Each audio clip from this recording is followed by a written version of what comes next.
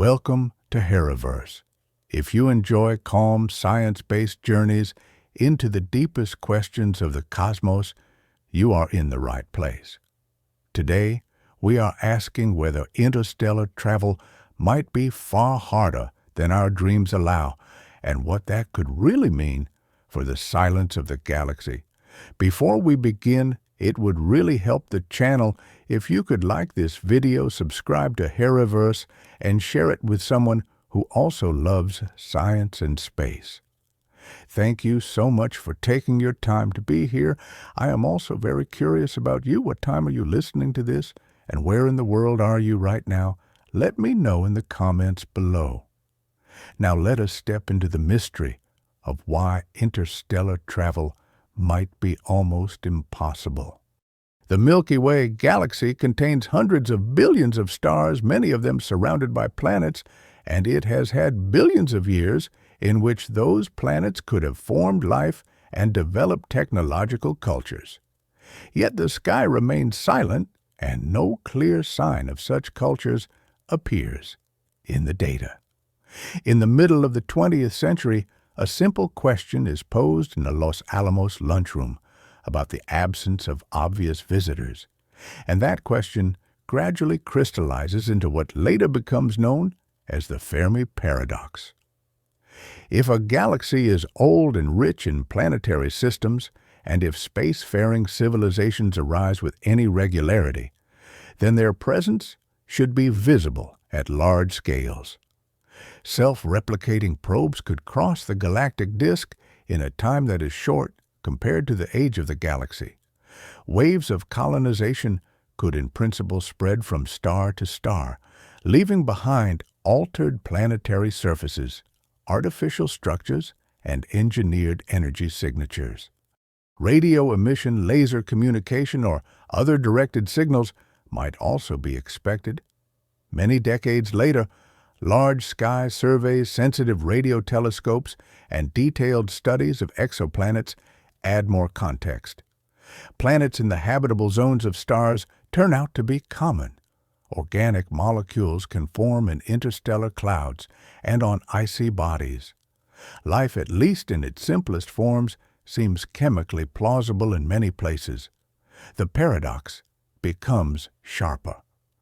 The more common, potentially habitable worlds appear, the more striking the general lack of obvious engineering by others becomes. A wide range of explanations is proposed. Some are encouraging, suggesting that technological life may be extremely rare and that humanity might belong to one of the first generations of spacefaring cultures.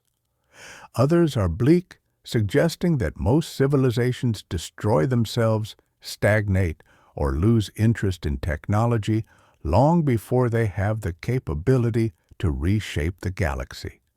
Some arguments focus on biological bottlenecks, such as the difficulty of evolving complex multicellular organisms, the rarity of intelligence, or the specific evolutionary path that leads from tool use to advanced science. Other arguments focus on cultural and social constraints, such as limited willingness to expand ethical prohibitions against interfering with other biospheres, or the possibility that mature civilizations retreat into virtual environments that leave no large-scale external trace. Each of these ideas rests on uncertain assumptions about life, society, and psychology. The paradox remains unresolved. Among these possibilities, there is one explanation that often receives less attention because it appears dull and unromantic. It suggests that there is no grand filter in the form of self-destruction or universal law, and no hidden community of elders watching quietly, but rather that the basic physics and engineering problems of interstellar travel are so severe that almost no one chooses to attempt it on large scales. This idea does not claim that interstellar travel is formally impossible according to the laws of nature. It does not require exotic new principles or absolute prohibitions. Instead, it considers the practical cost of moving mass between stars at speeds that make sense within the time span of a biological lifetime or within the patience of a culture, and it weighs that cost against what might be gained. To move a ship with a human crew between stars within a single human generation requires velocities that are a significant fraction of the speed of light. At such velocities, kinetic energy grows steeply, and the effort required from any propulsion system becomes enormous. The energy must be produced, directed, and controlled, and most proposed methods demand either huge external infrastructure, extreme fuel densities, or long periods of careful acceleration and deceleration. The same high velocity that shortens travel time also turns every stray particle in the interstellar medium into a high-energy projectile so that the environment between stars becomes not simply empty space, but a thin, persistent hazard that must be faced for many years. Radiation from high-energy particles and from the collision of the ship with gas atoms and dust adds further risk. Shielding can mitigate these effects, but shielding is mass, and mass is the enemy of efficient acceleration. For a civilization considering whether to invest in building interstellar fleets, these are not abstract details. They translate into industrial commitments, energy budgets, and long-term planning decisions that must withstand economic cycles, political changes, and cultural shifts. If the costs climb faster than the perceived benefits, it may be rational in a narrow sense for most cultures to focus on their own planetary systems, instead engineering their local environments, building habitats, or developing inward-looking technologies that offer returns on much shorter timescales. In that case, the quiet sky would not arise from disaster or prohibition, but from a simple pattern of choices repeated many times across many worlds. This possibility may seem anticlimactic compared to dramatic visions of galactic empires or catastrophic filters, yet it has a particular weight. It suggests that humanity's dreams of starflight must be examined not only in terms of what is permitted by physics, but also in terms of what is sustainable when the full network of constraints is acknowledged. To explore whether interstellar travel is merely difficult or effectively out of reach, it becomes necessary to take the ordinary pieces of the problem seriously. Distances, velocities, energy matter between the stars and the biology of fragile organisms who evolved at the bottom of a deep atmosphere on a single world. The following sections examine these components one by one, not to close off the possibility of interstellar travel, but to understand how narrow the path might be, and how that narrowness could contribute to the persistent silence that surrounds a galaxy full of stars. The scale of interstellar distance places the first obvious barrier in front of any plan for starflight, and it is a barrier that can be described with straightforward numbers that quickly become difficult to grasp. The Sun and its planets occupy a small bubble of space compared to the separation between stars. The nearest neighboring star, Proxima Centauri, lies about 4 and a bit light-years away, which means that light itself moving at its universal speed limit through vacuum takes more than 4 years to cover the gap. The fastest human-made object to date, a solar probe that uses repeated planetary flybys and a deep dive toward the Sun to build up speed, travels at well over 100 kilometers per second relative to the Sun. Even at that extreme velocity, a direct trip along a straight line to Proxima Centauri would take on the order of thousands of years. Everything about this situation appears discouraging if one imagines a single crude vessel launched with familiar chemical rockets. In the current era, missions within the solar system require years to reach the outer planets, and that is with careful alignment and gravitational assists. Scaling this up by a factor of tens or hundreds in distance using similar technology simply does not work. Yet this is not the end of the story, because the constraint of distance is conceptually simple. It does not require any new physics to understand. Closing the gap in a time that fits within a human lifetime means one thing: accelerating a spacecraft to a significant fraction of the speed of light, often called a relativistic speed. As the velocity approaches a noticeable fraction of light speed, time dilation effects from special relativity begin to appear. But the basic engineering picture focuses on kinetic energy. The energy increases in proportion to the mass of the craft and to the square of its speed, and special relativity modifies this further as speeds climb. The challenge is to supply that energy in a controlled way. Proposals to do this exist in various stages of seriousness, from detailed engineering studies to far future speculation. One of the most concrete and near-term concepts is the idea of using a large ground-based or orbit-based array of powerful lasers to push lightweight sails to a fraction of light speed.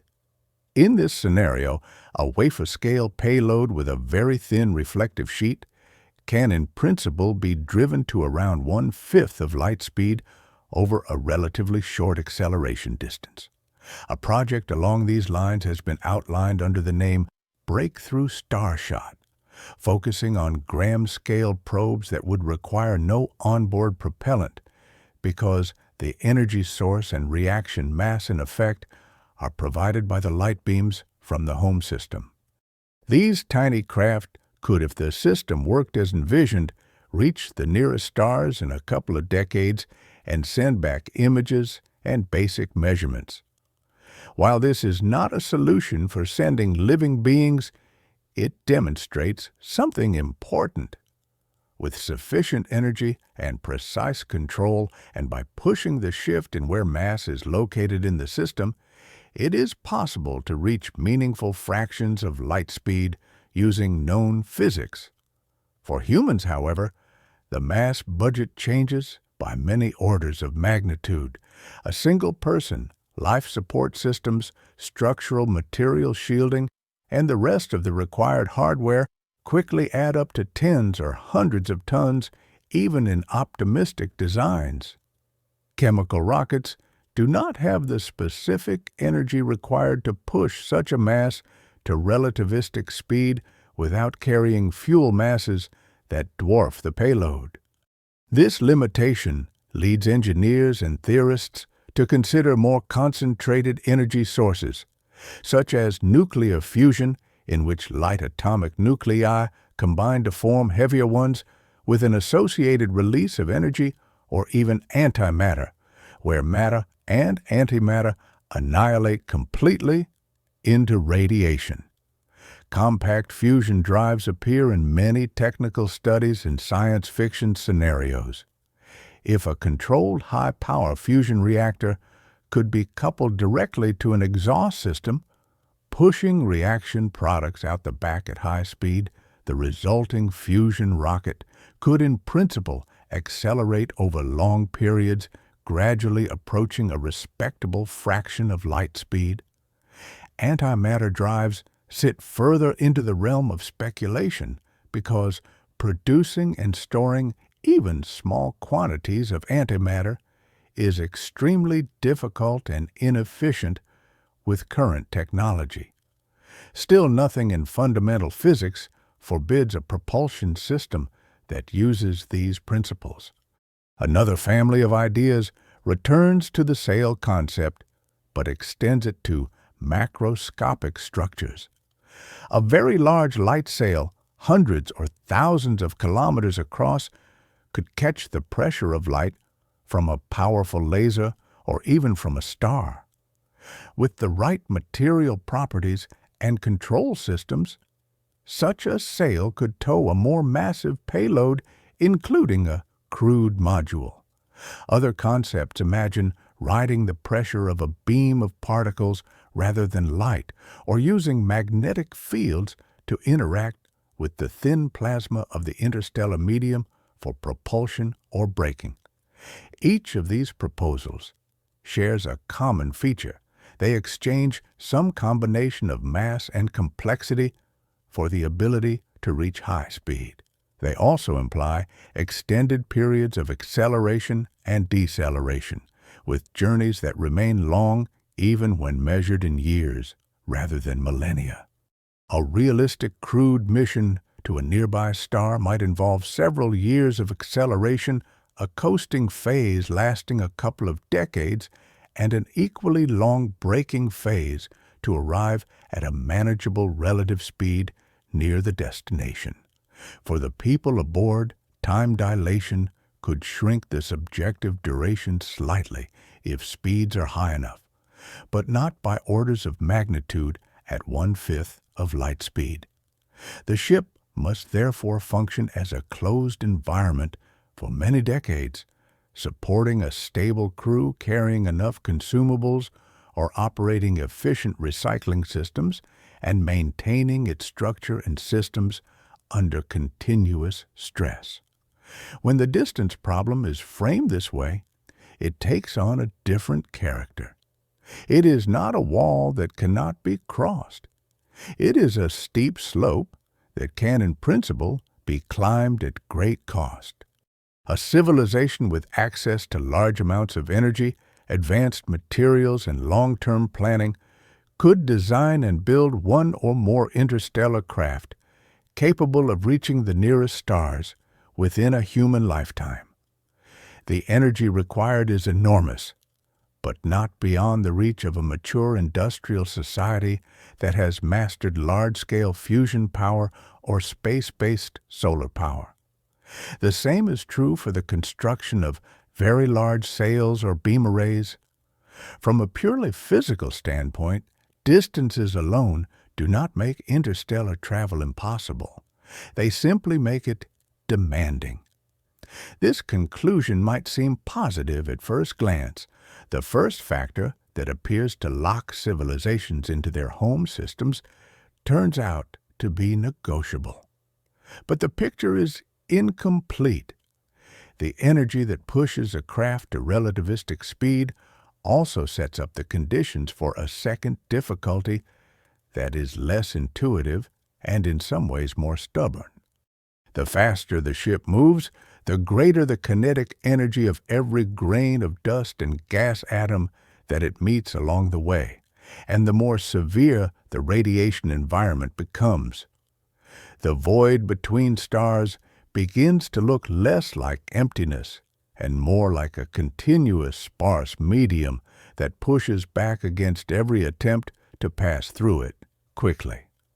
The next step in understanding the practicality of starflight is therefore to look closely at this medium to see how much matter it contains, how it is distributed, and what happens when a vehicle sweeps through it at a significant fraction of light speed. To see whether interstellar travel is simply difficult or essentially unworkable, it helps to move from abstract propulsion concepts to a specific, imagined mission. The target is chosen to be the nearest star Proxima Centauri, a dim red dwarf with at least one known planet in its habitable zone. The design goal is to deliver a small human crew to the planetary system around this star, and to do so within a time window that one generation can reasonably span.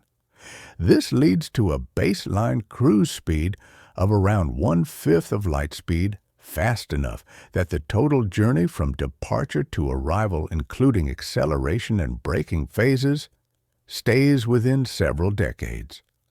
The mission is not intended as a first step toward instant galactic colonization, but as a proof that a crewed starflight can be carried out at all with physically plausible tools. The starting point is a propulsion system capable of pushing a multi-hundred-ton vehicle to the required speed. Instead of specifying a single technology, the design treats propulsion as a black box that can, over a span of years, deliver the necessary impulse. It might be a very large laser array driving an enormous sail, a compact fusion engine expelling reaction mass at high velocity, or a more exotic system that remains consistent with known physics. Whatever the details, the rest of the spacecraft must be compatible with that propulsion. Mass must be minimized without compromising safety. Structural loads during acceleration must stay below levels that materials can bear over many years. The vehicle will spend most of its time far from any star, supported only by the systems it carries with it. A simple geometric choice has strong consequences. If high-speed travel through interstellar gas and dust poses the primary external hazard, the craft should present as small a cross-section as possible to the direction of motion. A long, narrow hull with a compact forward profile naturally becomes the preferred shape. Living volumes, storage machinery, and shielding materials can be arranged in a slender column behind a dedicated forward shield, sometimes called a windshield in this context. The front area must be kept small, but the mass behind it may be extended along the flight axis without increasing exposure to incoming particles. This arrangement also simplifies some aspects of thermal management and structural design because the main external stresses are concentrated on one face.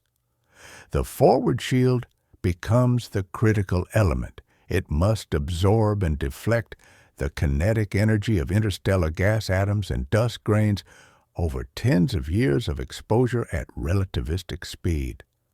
At first glance, this requirement appears overwhelming. However, astronomical observations and in situ measurements by space probes reveal that the interstellar medium in the local region of the galaxy is extremely tenuous.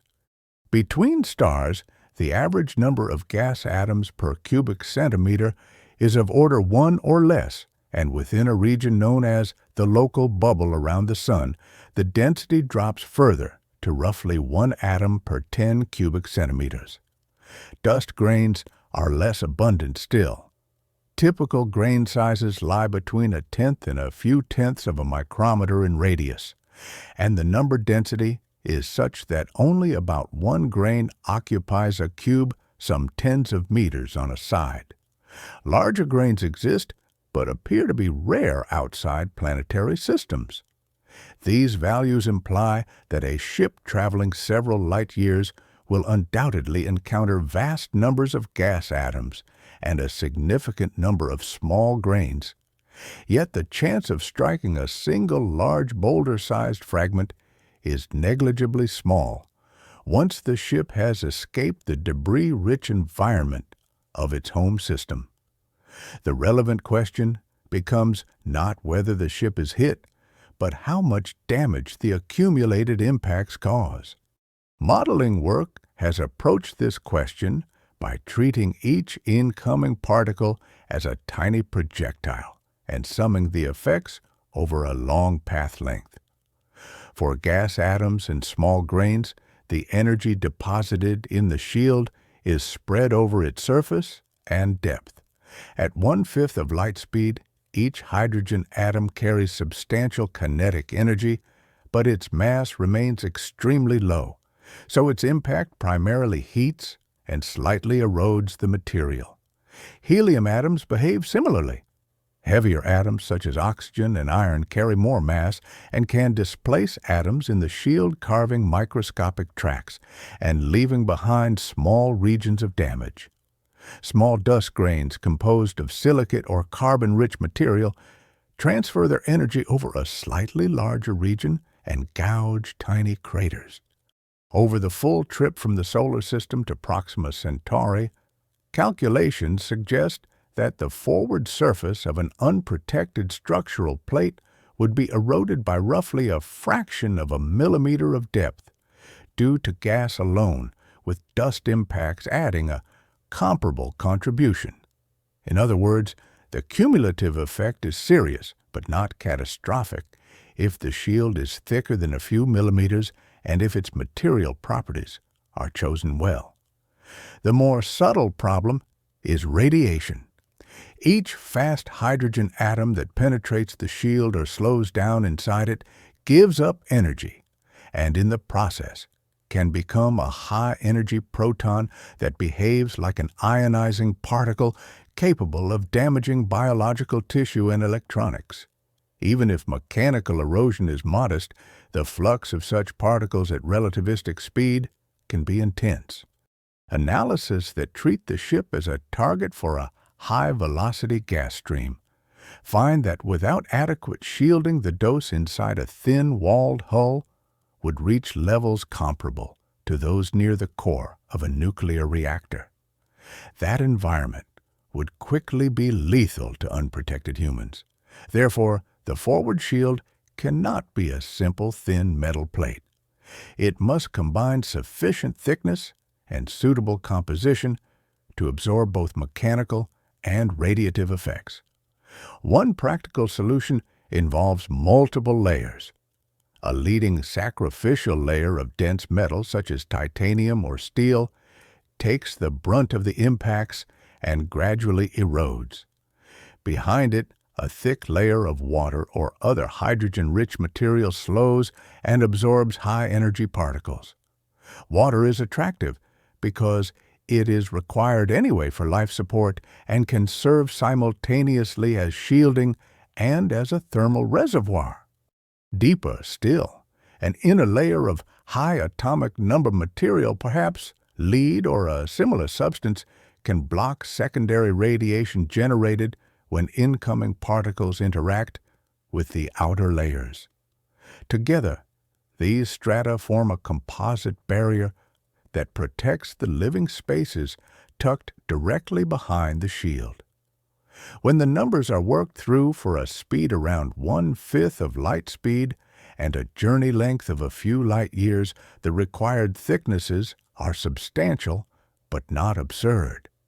A front shield with a few centimeters of metal, followed by around a meter of water and a thinner inner radiative barrier, appears sufficient to reduce the radiation dose in the crew areas to levels that, while higher than on Earth, may fall within margins that humans can endure over several decades, albeit with increased cancer risks. The shield must be wide enough to cover not only the exact forward path, but also any lateral spread of particles due to scattering, which slightly enlarges its radius. This front mass becomes one of the dominant contributors to the total mass of the ship. Every additional centimeter of thickness multiplies the energy required to accelerate the craft. The mission design therefore enters a regime of trade-offs. Higher cruise speeds shorten travel time and increase time dilation benefits, but raise impact energies and radiation levels, demanding thicker shields. Thicker shields increase mass, which in turn makes it harder to reach those speeds with any given propulsion system. Slower cruise speeds ease shielding requirements and energy budgets, but lengthen the journey, pushing mission durations beyond practical human timescales. Somewhere in this space of possibilities lies a narrow band of workable designs where hull erosion remains manageable, radiation doses remain non-lethal, and energy costs remain within what a mature civilization might commit to a single long-range expedition. The Provisional Proxima mission sits in that band. It assumes a carefully shaped, elongated ship, a dense forward shield that doubles as a storage and life support reservoir, and a propulsion system that can, if not now, then in a conceivable future, push this assembly to 1/5 of light speed. What remains is to understand more precisely the environment through which this vessel would pass, because the interstellar medium is not uniform. Clouds, bubbles, and filaments of gas and dust shaped by past supernova explosions and stellar winds create regions of higher and lower density. The local bubble of rarefied gas is only one structure among many. A realistic assessment of interstellar travel must map these structures and ask how much their presence tightens or loosens the already narrow constraints on shield design, mission, trajectory, and overall feasibility. The space between stars, often thought of as empty, is in fact an environment with structure, history, and varying levels of risk for any vessel that tries to cross it at high speed. Astronomers call this environment the interstellar medium. It consists mainly of gas with a small but important fraction of dust grains.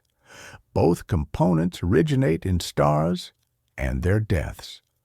Massive stars fuse light elements into heavier ones in their cores and then expel those products through stellar winds or in supernova explosions. The heavier elements such as carbon, oxygen, silicon, and iron cool and condense into tiny solid particles in these outflows. Over long timescales, these grains drift, collide, fragment, and sometimes grow, forming the dust component.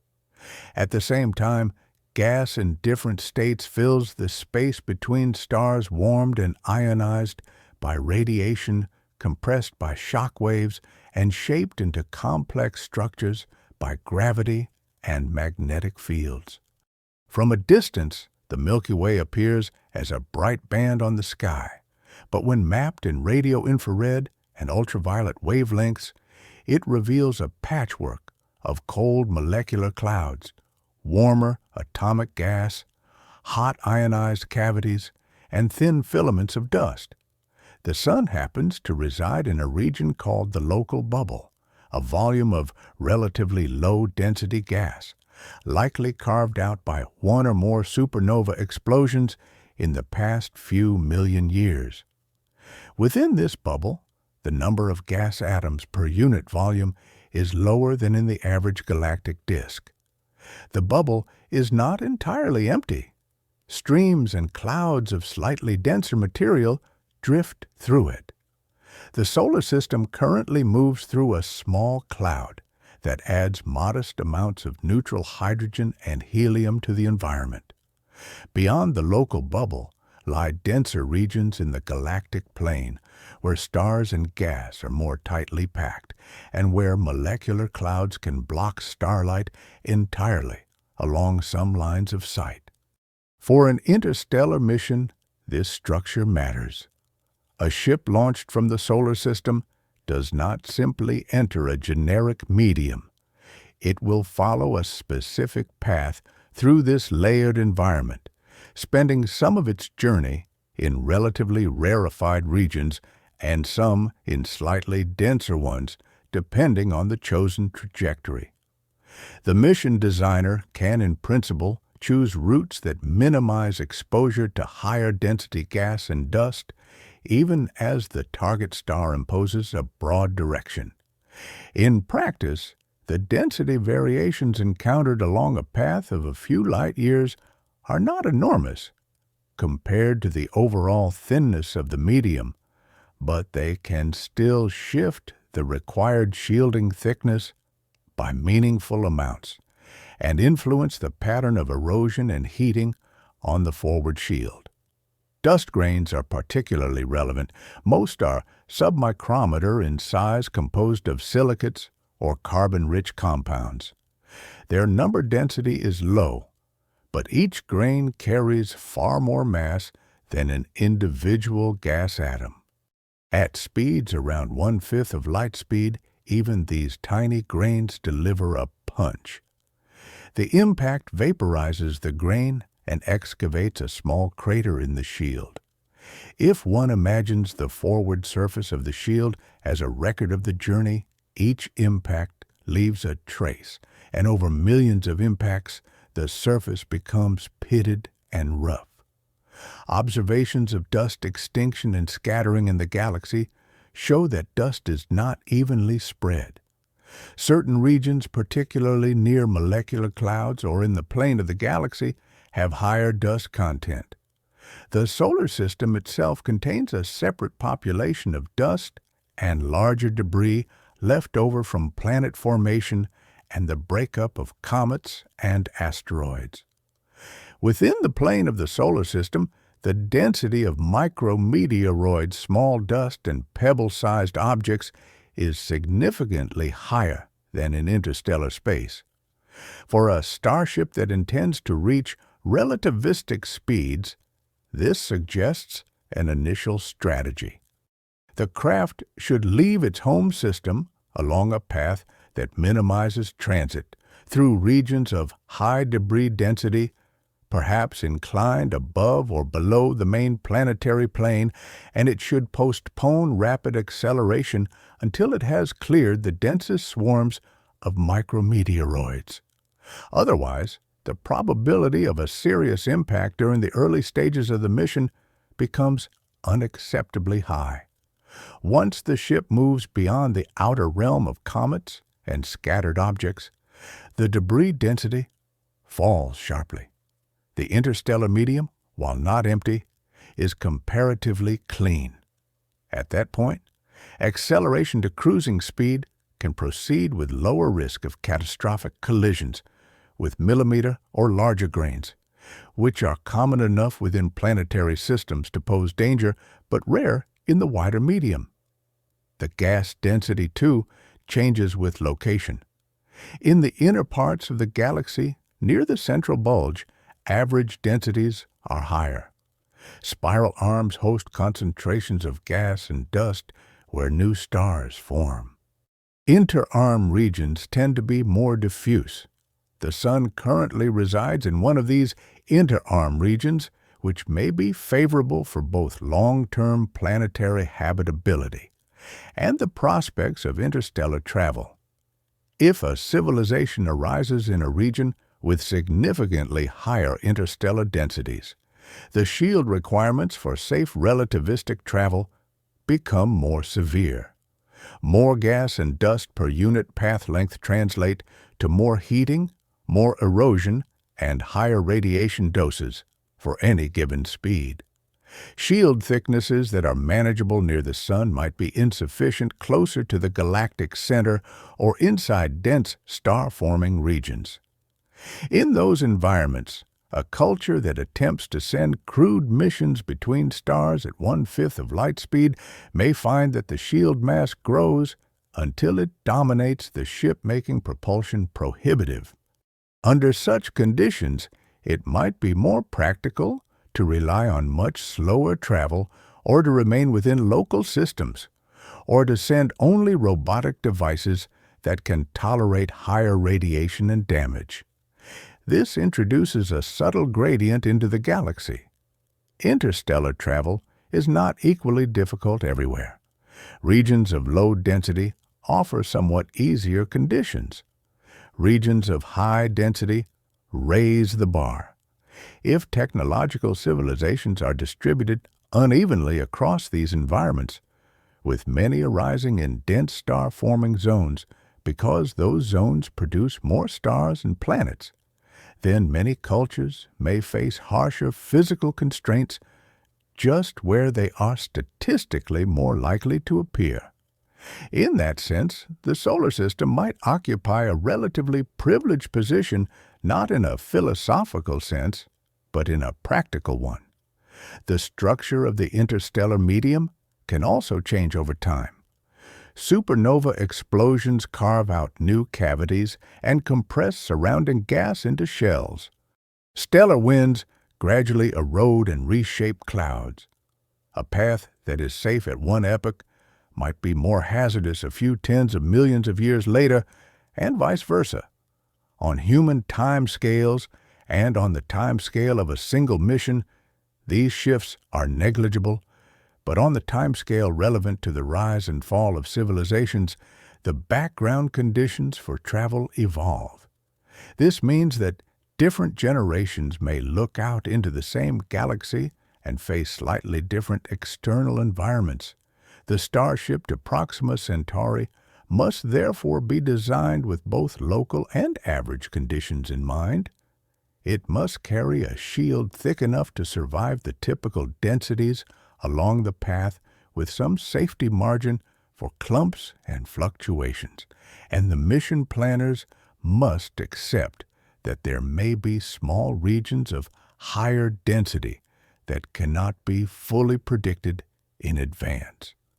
The ship can use forward sensors to detect unexpected dust enhancements and adjust its orientation or shielding, but it cannot turn aside from every minor patch without consuming additional fuel and altering its schedule. The medium sets a floor for the level of risk. Even in the best case, the journey is not a smooth glide through a vacuum. It is a continual interaction with a thin but persistent environment. For a robotic probe, that environment may be manageable with modest shielding and redundancy. For a fragile crew who must remain healthy and functional, not just at arrival, but throughout years of transit, the stakes are higher. This difference between what is acceptable for machines and what is acceptable for living beings lies at the heart of the question. The same interstellar medium that allows light and radio waves to pass with little attenuation imposes limits on high-speed material travel, and those limits are not distributed evenly across the galaxy. They depend on large-scale structures shaped by events long before any particular civilization arises. The quiet sky might in part be a reflection of this landscape. It still allows the possibility of starflight, but it modulates how often such journeys are attempted, how fast they can safely proceed, and which regions of the galaxy are effectively accessible without extreme engineering. The imagined Proxima mission takes the local environment as given and works within it, but the broader pattern hints at a more general constraint on galactic expansion, one that is not absolute, yet still influential. When a starship moves at relativistic speed, the interstellar medium stops being an abstract field of densities and becomes a constant stream of tiny projectiles. The question is no longer whether it will be hit, but how much damage the accumulated impacts will cause and whether that damage can be kept within limits over the full course of the journey. To understand this, it helps to think in terms of energy and distribution rather than individual collisions. Inside a planetary atmosphere, a satellite or meteoroid traveling at several kilometers per second begins to heat and ablate as soon as it enters even the uppermost layers. The air there is much thinner than at the surface, yet the high speed means that each molecule it meets transfers enough energy to contribute to heating and erosion. Re-entry vehicles and meteor trails are visible evidence of this process. They glow, shed material, and often disintegrate entirely before reaching lower altitudes. In interstellar space, the gas density is lower than in the upper atmosphere by an enormous factor. There are many orders of magnitude fewer atoms in a given volume. However, the ship that crosses this medium at 1/5 of light speed does so at a velocity thousands of times higher than orbital re-entry. The kinetic energy of each collision depends on the square of the speed, so increasing the speed by a factor of thousands boosts the energy per particle by a factor of millions. When the much lower density is taken into account, the net heating rate per unit area turns out to be far smaller than that experienced by a satellite re-entering an atmosphere. Studies that place realistic values into this comparison find that the heating from gas alone is lower by many orders of magnitude. In other words, the forward shield of a relativistic starship will not blaze like a meteor for most of its journey through the ordinary interstellar medium. Instead, it will warm moderately, reaching a temperature that can be managed through radiators and internal heat sinks. The hazard is real, but it is not a thermal catastrophe. The more subtle effect lies in the slow, steady erosion of material from the forward face and in the structural damage from individual dust grain impacts.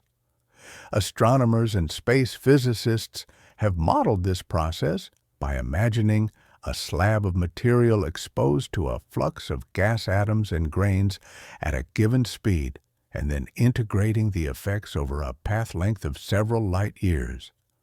For a ship cruising at around 1/5 of light speed through a medium with densities similar to those inferred for the local bubble, the total depth of material removed from an unprotected slab over a distance of a few light years is on the order of a fraction of a millimeter from gas impacts and a comparable amount from dust.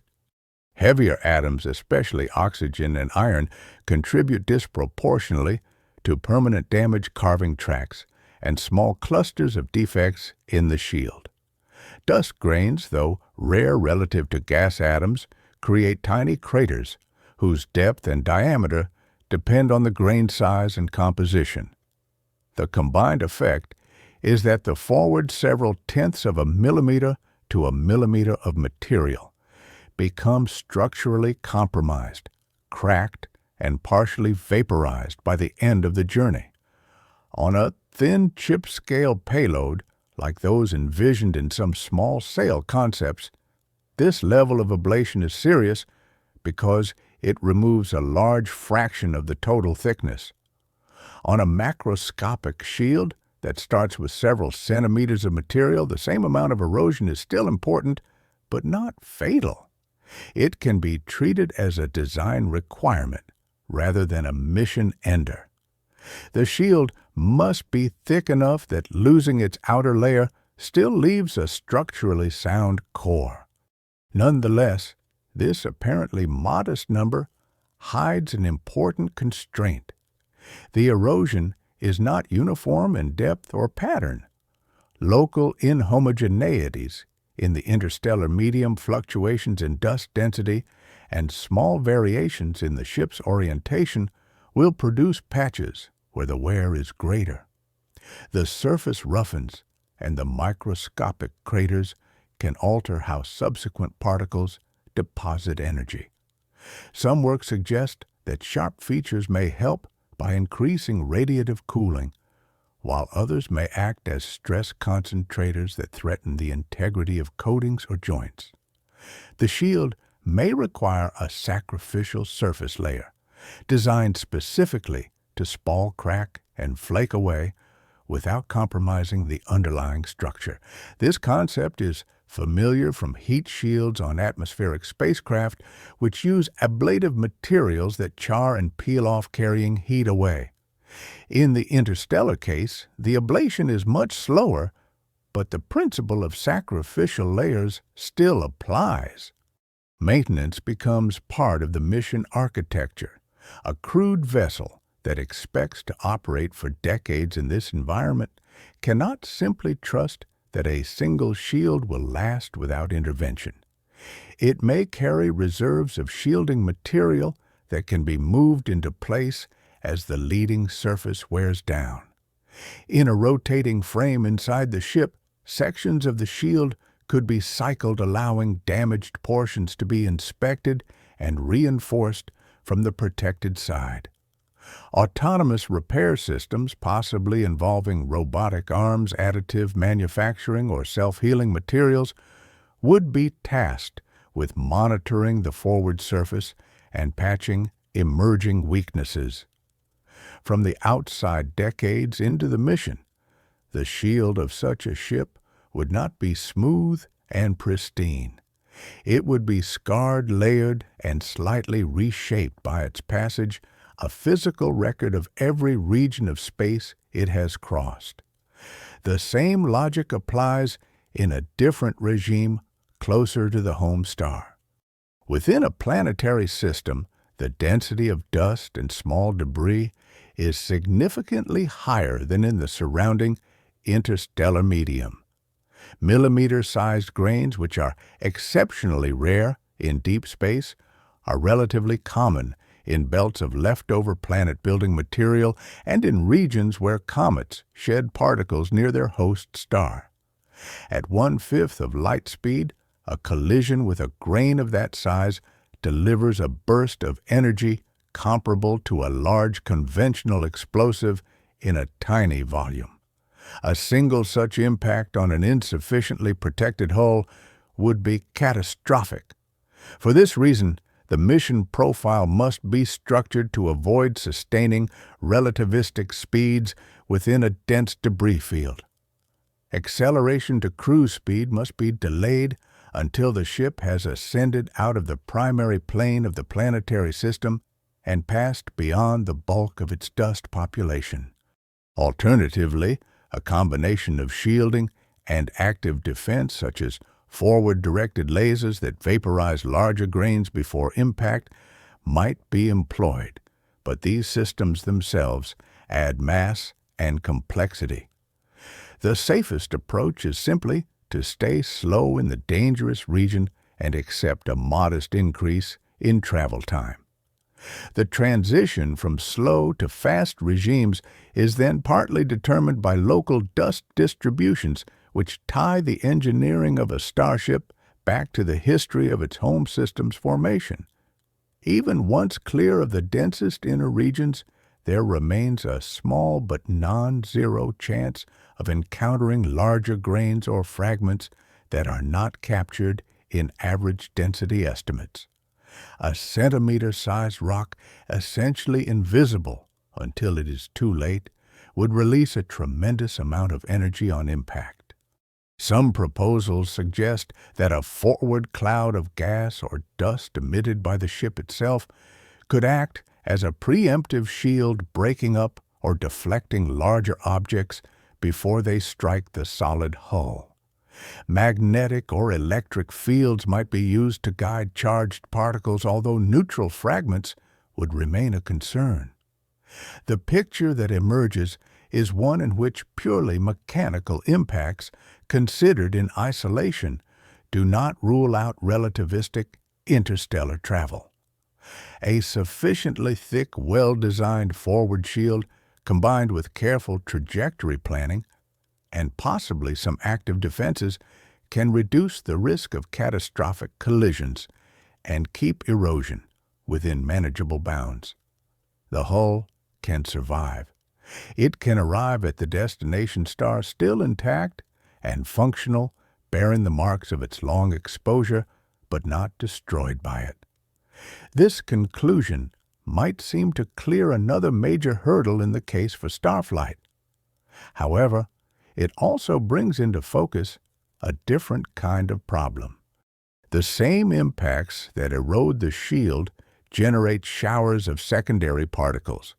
The same thin gas that causes modest heating becomes, in the ship's frame, a stream of high-energy radiation. While the structure may endure the living systems inside, it may face a much more constraining environment. A ship that appears mechanically sound at the end of a journey could, under some conditions, carry a crew that has absorbed a dose of radiation incompatible with continued health. In that sense, the hull becomes a partial solution and a partial amplifier. It protects against mechanical destruction while shaping the radiation field that emerges from its interaction with the medium. The feasibility of interstellar travel therefore depends not only on whether metal and composites can survive the trip, but also on whether the thin envelope of material around the crew can moderate the invisible penetrating component of the hazard to acceptable levels. This shift from impacts to radiation is the next step in understanding how close interstellar travel comes to a practical limit. The transition from impacts to radiation changes the design problem for a starship in a subtle but important way. Mechanical destruction has clear thresholds. A single large fragment can puncture a hull. A known rate of erosion can be countered with a known thickness of sacrificial material. Radiation is less discrete. It accumulates over time, passing through shielding to varying depths, scattering and generating secondary particles. The crew does not feel individual events. Instead, the risk emerges from long-term exposure. The same forward shield that successfully stops dust grains and gas atoms also becomes a source of high-energy photons and secondary particles when those atoms collide and fragment within it. The structure survives, but the space behind the shield may be bathed in a complex radiation field. For a relativistic mission to Proxima Centauri, this field must be shaped deliberately, not left as a byproduct. Modeling studies that follow the passage of high-speed gas through shielding materials show that light atoms such as hydrogen and helium, which are abundant in the interstellar medium, lose energy over relatively short distances in dense solids or fluids. A forward layer of metal a few centimeters thick can stop their direct mechanical penetration. However, the collision processes that slow them often strip electrons and produce fast protons and other charged particles. These secondary particles then propagate deeper, losing energy gradually and ionizing atoms along their path.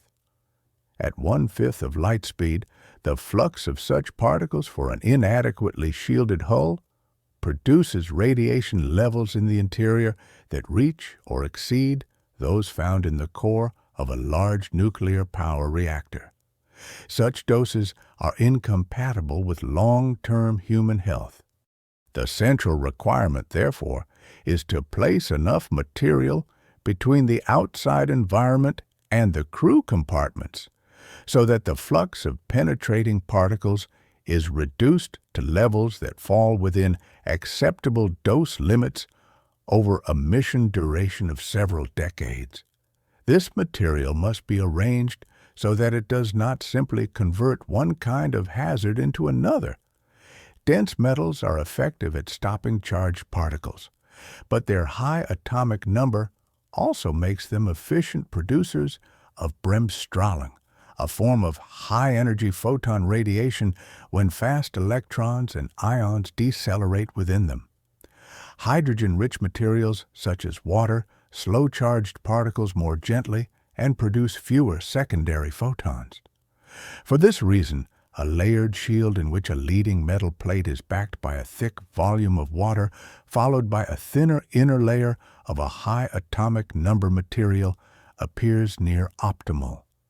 The metal takes the initial kinetic impact.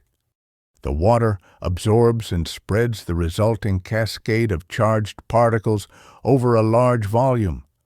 The inner dense layer catches the reduced, softened radiation field and attenuates it further before it reaches the crew. The thicknesses required calculated for speeds around 1/5 of light speed and typical local interstellar densities are significant but not impossible. A metal layer, perhaps a centimeter or two thick, followed by roughly 1 meter of water, and then a few centimeters of an inner high atomic number layer, can reduce the dose behind the shield to values that, while higher than background levels on Earth, may be acceptable for decades of exposure with careful monitoring. These numbers change if the cruise speed is raised.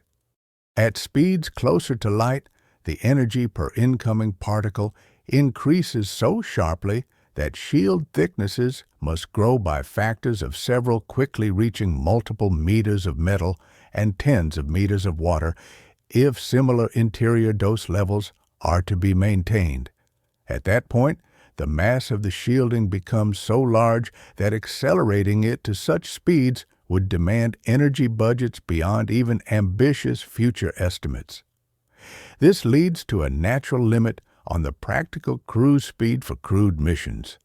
It is not set by the theoretical ability of a propulsion system to accelerate mass, but by the rate at which shielding mass grows when the radiation environment intensifies.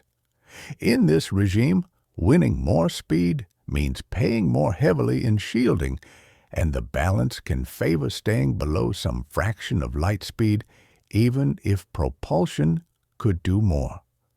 Within the ship, the shield's role extends beyond the forward face. Cosmic rays, which arise from distant supernovae and other energetic events, arrive from all directions with a broad spectrum of energies. At plausible cruise speeds below the point where relativistic effects strongly concentrate them into a forward cone, these particles can strike the hull from the sides and rear almost as often as from the front. A forward shield alone is not enough. To control total exposure, the living spaces must be enveloped in a partial or complete shell of shielding material. One approach is to build the entire inhabited section of the ship inside a tank of water that surrounds it on all sides by at least a meter. Structural beams and machinery extend outward from this central protected core to connect to the forward shield and rear propulsion assemblies. In this configuration, the crew move within a shielded tunnel that runs along the ship's axis, always inside a region where the water layer is thickest. Storage tanks for consumables, such as water fuel for life support and other dense supplies, are arranged so that they serve simultaneously as protective mass. The result is a vehicle whose external form is dictated not only by propulsion considerations, but by the requirement that as many directions as possible from the crew quarters intersect large amounts of shielding. Even so, a full spherical or cylindrical shell, several meters thick around every habitable volume, would be extremely heavy. Designers may choose instead to concentrate shielding around specific safe zones that act as storm shelters. In daily operations, crew members live and work in lightly shielded areas where doses are modest but elevated compared to a planetary surface. During periods of heightened radiation, such as passage through unexpected dust enhancements, or during episodes of solar or galactic activity, they retreat into more heavily shielded cores. Over the full mission duration, the accumulated dose is kept within conservative limits by managing time spent inside and outside these cores. This strategy reduces total shielding mass, but complicates internal planning and operations. Movements on board become subject to dose accounting. Medical monitoring and predictive radiation forecasts become central systems rather than ancillary ones. In parallel with these internal arrangements, the overall mass budget must be closed. Every ton of shielding requires additional propulsion energy. If a mission baseline assumes, for example, a few hundred tons of dry mass, of which a substantial fraction is shielding, then the propulsion system must be capable of delivering a certain velocity change to that mass within the acceleration distance available. For a fusion-driven design, this translates into a required fuel mass and reactor performance. For a sail design, it translates into the required power of the driving laser and the size of the sail. As shielding mass grows, these requirements rise, and at some point the project crosses thresholds where the infrastructure is no longer plausible for any foreseeable civilization. The design process therefore becomes a search for the narrow region where shielding is just thick enough for long-term crew survival, yet just thin enough that propulsion remains within reasonable bounds. Simplifying assumptions can reduce tension. The crew complement can be kept as small as possible, which shrinks the volume that must be heavily shielded. Their biological limits can be extended through medicine, for example, by accepting somewhat higher lifetime cancer risks in exchange for mission success, or by employing agents that reduce radiation damage. Sleep cycles, rest periods, and pharmacological support can be tuned. However, these measures involve ethical and practical compromises. They cannot reduce doses by orders of magnitude, only by factors of order 1. They are not substitutes for shielding. The engineering of the hull and shield also interacts with life support. Water that serves as radiation shielding also serves as a reservoir for drinking, oxygen production, and waste processing. Regenerative life support systems can recycle a high fraction of this water-limiting net losses. However, any design that expects to tap into the shield water must reconcile consumption with continued protective function. It may be necessary to keep a portion of the water volume reserved exclusively for shielding, while another portion circulates through the life support loop. Over decades, careful accounting must ensure that shield thicknesses do not decline below safe thresholds due to leaks, processing losses, or structural changes. This requirement encourages robust containment and conservative margins, again adding mass. These nested trade-offs illustrate how solving one problem in interstellar travel often shifts difficulty into another domain, rather than eliminating it. A shield thick enough to stop gas and dust impacts and reduce radiation flux to acceptable levels is technically possible for moderate cruise speeds. Yet each extra increment of protection adds to the mass that must be accelerated and decelerated, and each increment of mass raises the bar for propulsion and infrastructure. Mechanical survival, radiological safety, and energy economy are tightly coupled. From the perspective of a civilization considering whether to undertake crewed interstellar missions, this coupling matters as much as the abstract possibility of starflight. It determines how large a fraction of planetary or system-wide resources must be dedicated to a single voyage, how long those resources must be tied up, and how many missions can be run in parallel. In a world with limited attention and many competing priorities, a design that is physically feasible may still be rarely built. The Proxima mission sits near this boundary. Its forward shield and protective core can, in principle, be engineered with known materials and plausible extensions of current technology. Its propulsion demands are high, but not unimaginable for a society that has harnessed fusion or large-scale beamed power. The question that begins to emerge is not whether such a ship can be constructed at least once, but how many times in how many star systems such efforts will be made. Before that question is addressed, another component of the radiation problem must be clarified. Cosmic rays, which arrive from all directions and across a wide energy range, complicate the picture further.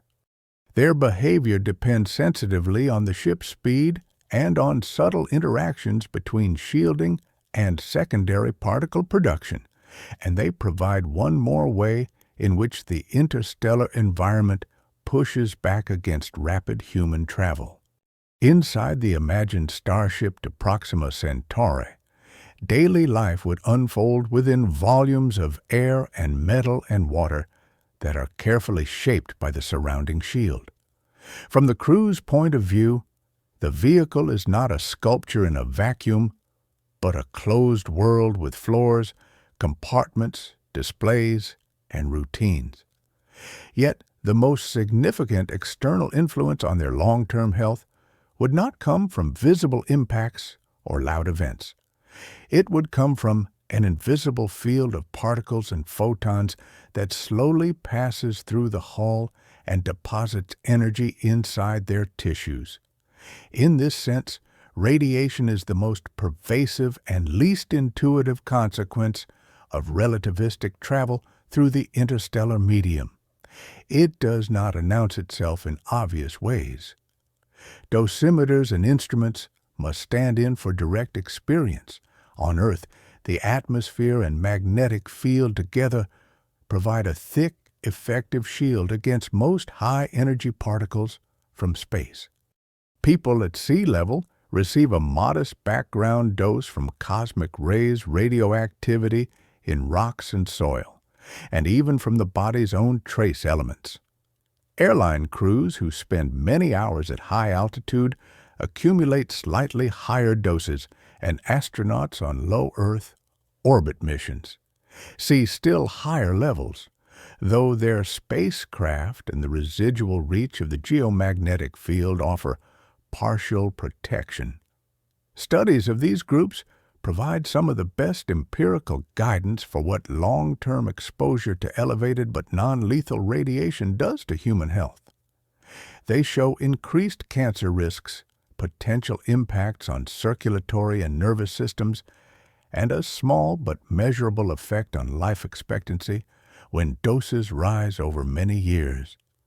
A crew in deep interstellar space at 1/5 of light speed would occupy a radiation environment that is more extreme than that of airline crews and low-orbit astronauts, unless shielding is carefully optimized. Gas atoms in the interstellar medium, when transformed into fast protons in the forward shield, produce a directed field of particles entering from the front. Cosmic rays arrive from all directions with energies that can exceed anything produced in terrestrial accelerators. Some particles will pass entirely through the ship, leaving ionization tracks behind. Others will interact with nuclei in the shielding materials, creating cascades of secondary particles. The biological damage from this mixture depends on more than the total energy delivered. Different particle types and energies have different capacities to break DNA strands or create clusters of damage that cells cannot easily repair. Radiation biologists refer to this as relative biological effectiveness. Heavy ions, though rare compared to protons and electrons, are especially potent in this respect. A realistic starship interior therefore experiences a complex blend of radiations whose biological impact cannot be summarized by a single number. Mission planners must translate this into practical limits, expressed in total dose and rate of exposure that are low enough to keep the risk of severe illness within acceptable bounds for a multi-decade mission. Acceptable does not mean zero. Even on Earth, people differ in their background cancer risks and in their sensitivity to radiation. A deep space crew will almost certainly face higher lifetime risks than if they had remained on their home world. The question is, how much higher and whether that increase is considered tolerable for those who choose to embark and for the society that sends them. One design response is to embed the primary living spaces in the safest region of the ship, deep behind the forward shield and within a cocoon of water and supplies. Sleeping quarters, medical bays, and long-term workstations are placed where several meters of material intervene between the crew and most lines of incoming radiation. Less shielded regions are reserved for short visits, maintenance tasks, and equipment that can withstand higher doses. In this way, the time-averaged exposure of each individual can be managed even if the instantaneous environment outside the protected core is harsh. Personal dosimeters become as essential as oxygen sensors. Each crew member's accumulated dose is tracked over years, and schedules are adjusted to ensure that no one spends too much time in higher flux zones. This kind of operational discipline is already familiar in milder form from nuclear power plant work, high-energy physics laboratories, and some medical imaging centers where staff are rotated to distribute exposure. On an interstellar ship, the same principle extends to the entire architecture of daily life. Another aspect of invisible hazard is damage to electronics. Many of the same particles that threaten human tissue also threaten the digital control systems that keep the ship running. Single event upsets, in which a single ionizing particle flips a bit in memory or logic circuits, can corrupt data or alter the behavior of software. Over long periods, cumulative damage can degrade semiconductor devices. To guard against this, critical systems must be hardened and shielded, and redundancy must be built in. Computers are placed behind additional local shielding error, correcting codes are used for memory, and multiple independently designed systems cross-check each other's outputs. Paradoxically, in some regions of the ship, electronics may require more shielding than humans, because a short-lived high dose that a crew member could tolerate might cause unacceptable fault rates in sensitive equipment. The overall picture inside the ship is one of constant, quiet vigilance. No single event announces that a threshold has been crossed. Radiation doses build slowly, maintenance cycles tick on, shield erosion proceeds, and the status of every critical system must be known at all times. Medical monitoring becomes continuous rather than occasional. Baseline measurements of blood markers, immune function, and cognitive performance are made regularly, allowing early detection of subtle changes that may signal radiation effects or other stresses. Countermeasures might include pharmacological agents that assist DNA repair, antioxidants that mitigate some forms of damage, and therapies that stimulate the body's natural recovery mechanisms. Sleep, diet, and exercise are also controlled variables not only for general health, but because they influence how well the body copes with chronic low-level radiation. Beyond the physical impacts, there is a psychological dimension. The crew understands that they live in an environment where an invisible factor will with probability very close to one shorten their lives compared to what would have been possible at home. They also know that the ship cannot simply turn around and return if unforeseen effects arise. The mission timeline is measured in decades, and the energy and trajectory constraints make mid-course reversals unrealistic. This knowledge must be assimilated in a way that does not paralyze decision-making. Training, selection, and shared purpose all play roles. So does transparency about risks. In this respect, interstellar travel resembles some high-risk professions on Earth, such as polar exploration in earlier centuries or long-duration submarine patrols, but with the added feature that the main hazard is not directly perceptible to human senses. This psychological load is not a separate issue from the physical design. The more effectively shielding and operational protocols can lower doses, the less acute the mental burden becomes. Conversely, if shielding mass is cut too far in an effort to ease propulsion, demands the awareness of heightened risk may weigh heavily on the crew and on those who authorize the mission.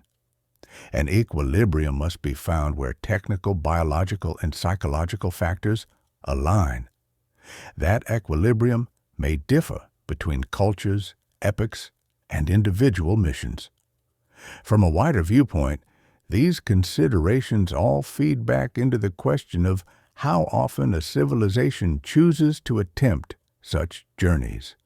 Even if the engineering problem of building a ship that can physically withstand the passage through the interstellar medium is solved, and even if propulsion systems exist that can push that ship to significant fractions of light speed, the cumulative biological cost of radiation exposure and the associated psychological and ethical weight may lead many societies to limit themselves to uncrewed probes.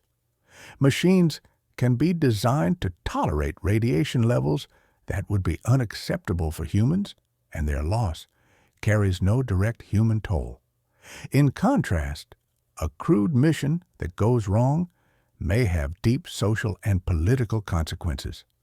Thus, the invisible fire in the crew quarters, as it is sometimes metaphorically described, may play a quiet but decisive role in shaping galactic behavior.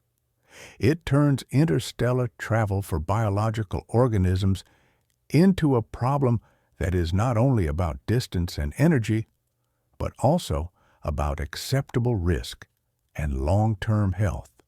This reframing narrows the path even further.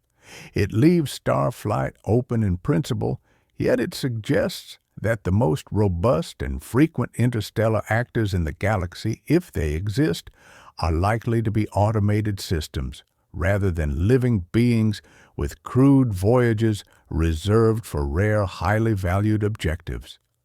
To see how far this line of thought can be taken, it is necessary to add the final major physical ingredient to the picture, the cosmic rays that come from the wider galaxy and beyond, which interact with shielding in ways that are both similar to and distinct from the radiation generated by local interstellar gas.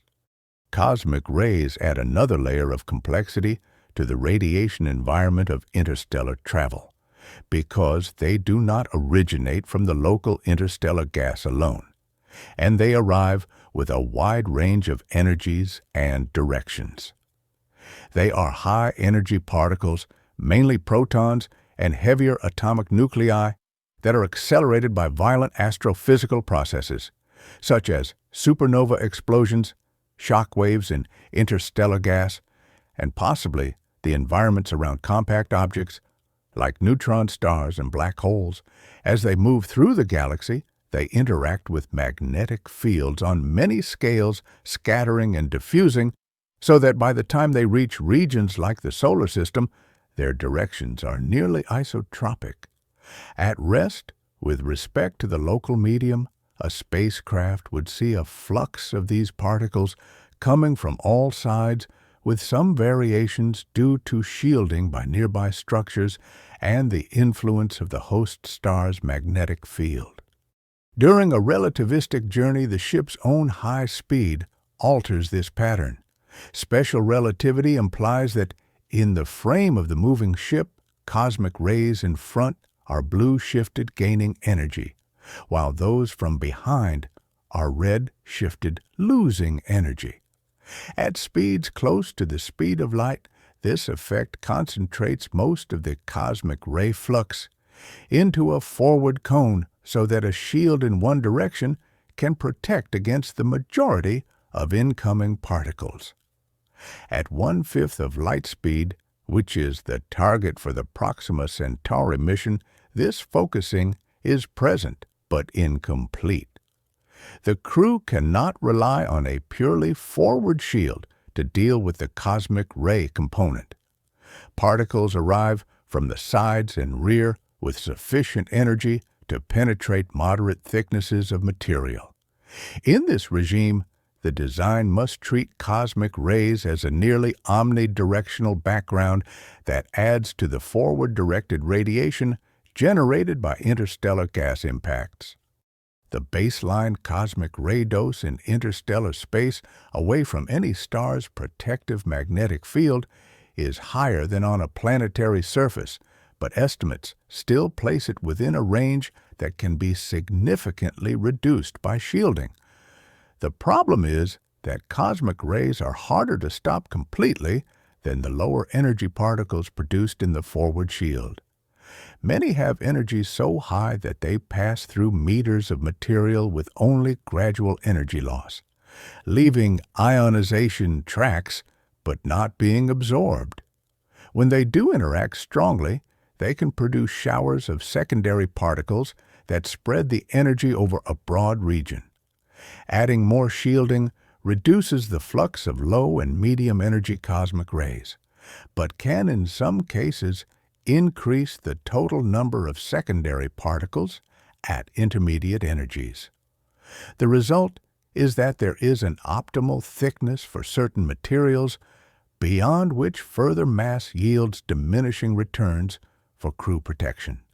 Water and other hydrogen-rich substances again perform relatively well because they break up incoming heavy nuclei into lighter fragments while producing fewer very energetic secondary photons than high atomic number materials do. For the crew, the relevant measure is not the total number of particles, but the integrated biological effect. Continuous exposure to a moderate level of cosmic rays will increase cancer risk and may contribute to other degenerative conditions, but it does not necessarily cause acute radiation sickness if the dose rate remains below specific thresholds. Mission designs that accept this trade can aim for shielding that reduces the interstellar cosmic ray background to roughly the levels experienced by astronauts on long stays in deep space habitats, perhaps somewhat higher, but still below the levels that cause immediate health crises. In practice, that might mean arranging that the most heavily used living quarters are surrounded on all sides by at least a meter or so of water and structural materials with thicker regions in the direction of known higher fluxes. Less shielded areas would exist, but would be used sparingly. Cosmic rays turn the distribution of shielding from a purely forward problem into a three-dimensional one. For a starship that must minimize mass, this is unwelcome news. Enclosing every habitable volume in a shell several meters thick quickly multiplies the total mass into ranges that strain propulsion systems. Sophisticated designs attempt to balance these factors by combining several strategies. They place the crew in a central cylinder or sphere, where combined shielding from water-fuel structural elements and equipment yields the highest protection. They concentrate particularly sensitive systems, such as medical bays and data archives in the deepest parts of this shielded core. They designate certain peripheral zones as workspaces that are visited only for short periods, accepting higher local fluxes in exchange for reduced mass. They also exploit the ship's orientation. If the vessel spends most of its cruise with a fixed spin axis, shielding can be arranged so that the regions where cosmic ray flux is slightly higher in the moving frame intersect only uninhabited structures. Even with such optimization, cosmic rays set a floor to the radiation environment that cannot be pushed much lower without disproportionate mass penalties. A crew that spends decades in this environment will receive a higher lifetime dose than is considered safe on Earth, even in the most shielded regions. The consequences for mission planning are significant. Crew members may be selected for higher than average tolerance based on genetic and medical screening.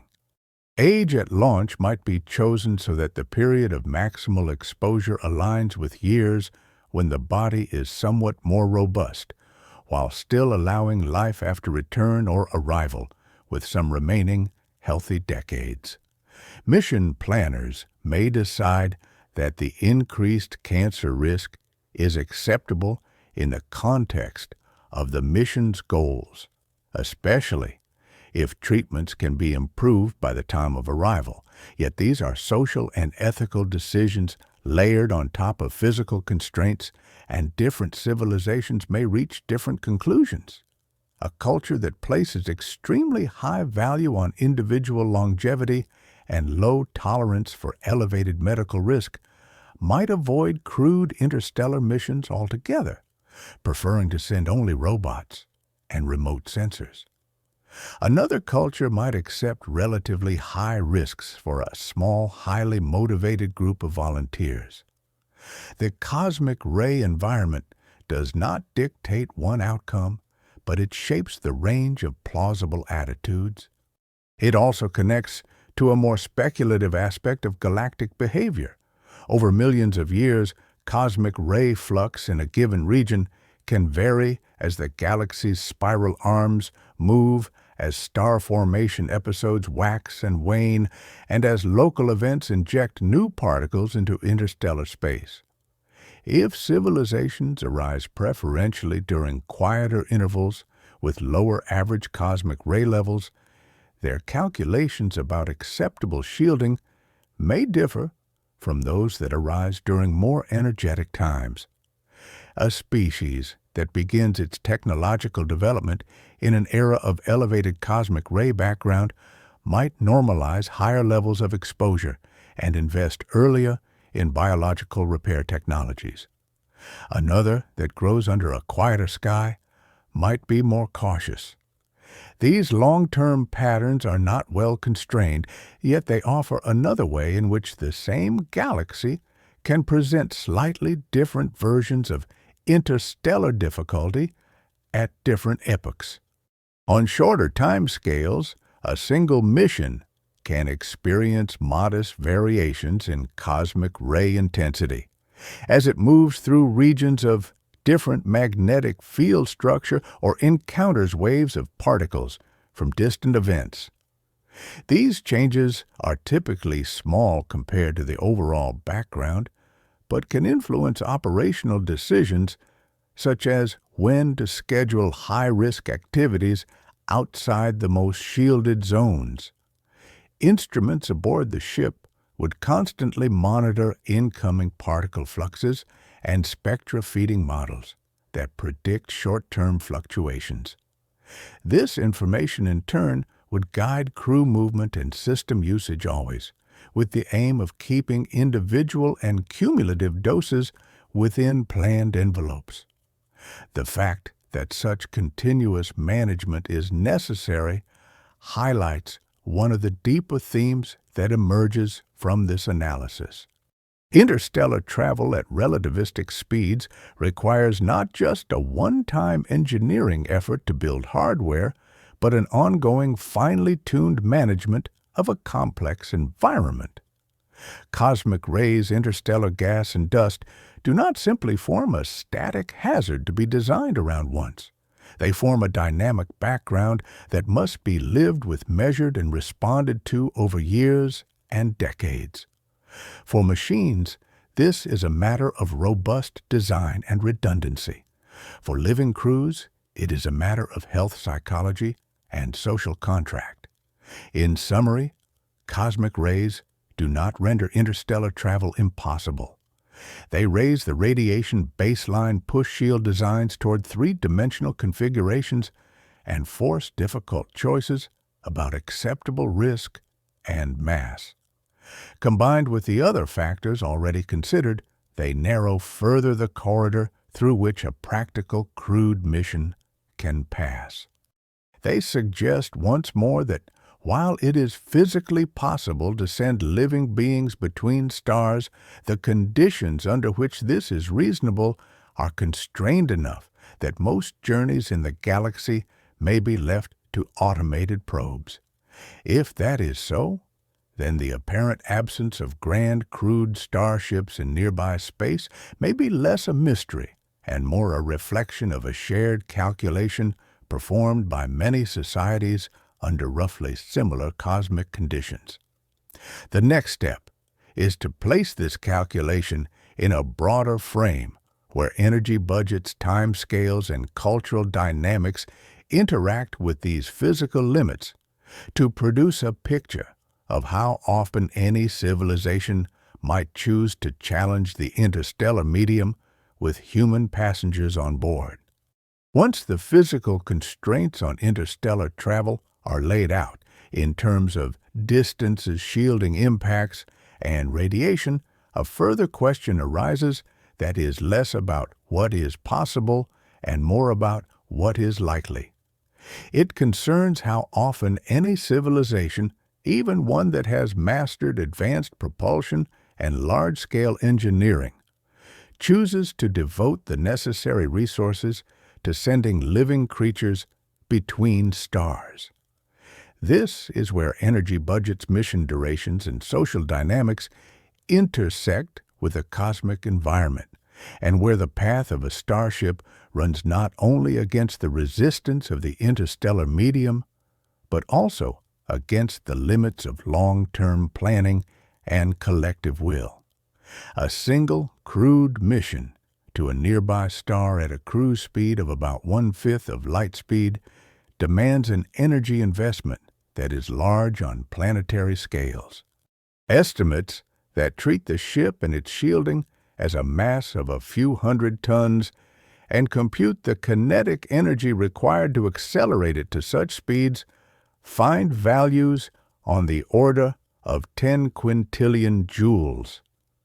This is comparable to or larger than the total annual energy usage of current human civilization. Even if more efficient propulsion methods and regenerative braking allow some of this energy to be recovered or reused, the basic conclusion is that a starship is not a marginal project. It is a central one.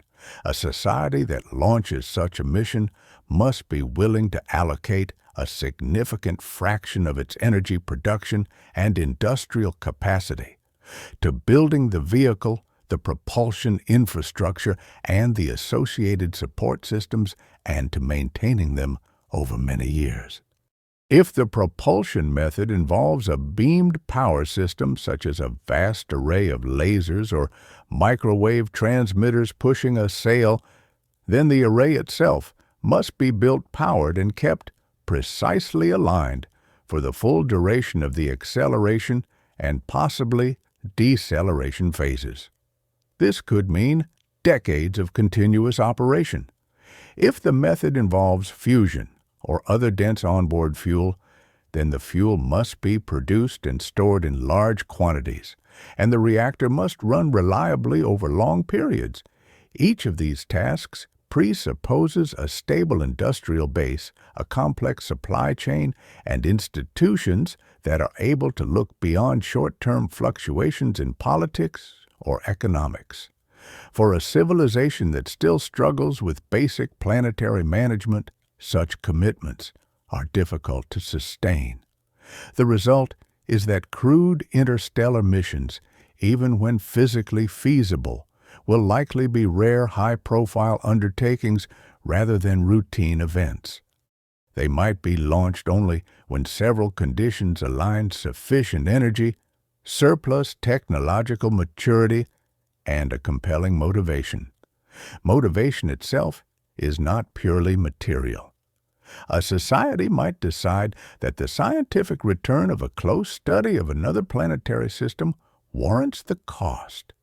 It might view the mission as a cultural or symbolic milestone, a way to mark a certain stage of development. It might be driven by concern about long-term survival, seeking to establish independent populations beyond its home system.